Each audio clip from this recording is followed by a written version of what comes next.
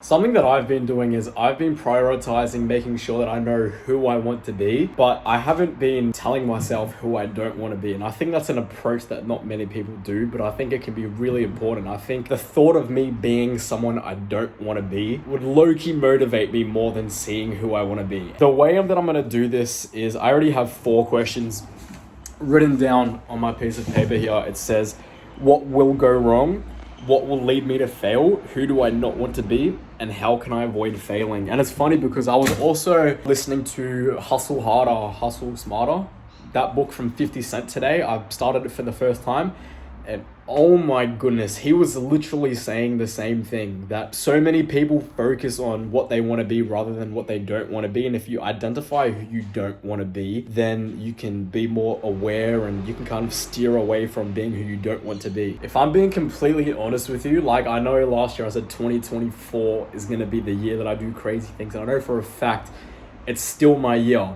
But if I was to ask myself, am I happy with the last 2 months of 2024? Have I been hustling my hardest, giving it my all? No, I haven't been. And like I said like a month ago, I made a video saying nothing starts the way that you ever plan it to. It always happens like last minute or unexpectedly.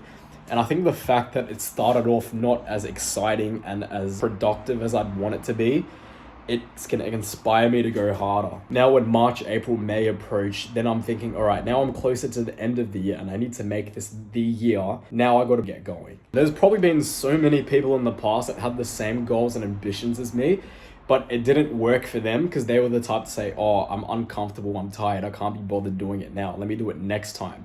And I really think that will be the downfall of me if I prioritize my feelings over what needs to be done. Obviously, like it's better to walk the walk than talk the talk, but I seriously am reevaluating how I'm living my life nowadays, and I really want to make sure that I'm prioritizing my work over lifestyle, because I can say I want to, be the biggest YouTuber and drop a video weekly, but if I'm not actively making that my number one priority, then it's not going to happen. So something's got to change and I'm going to make it happen for sure. And one of the ways that I can do that is by highlighting and writing down things that are distracting me and keeping me from reaching my full potential, whether that be social media, distractions, procrastinating, all those things. Once I do that and identify what's holding me back and then steer away from that, then I know I'm able to get and do whatever I want because I have the drive, I have the motivation. It's just the discipline now. Discipline, like I've said in other videos, discipline is so much more important than motivation. Don't get me wrong, motivation's great.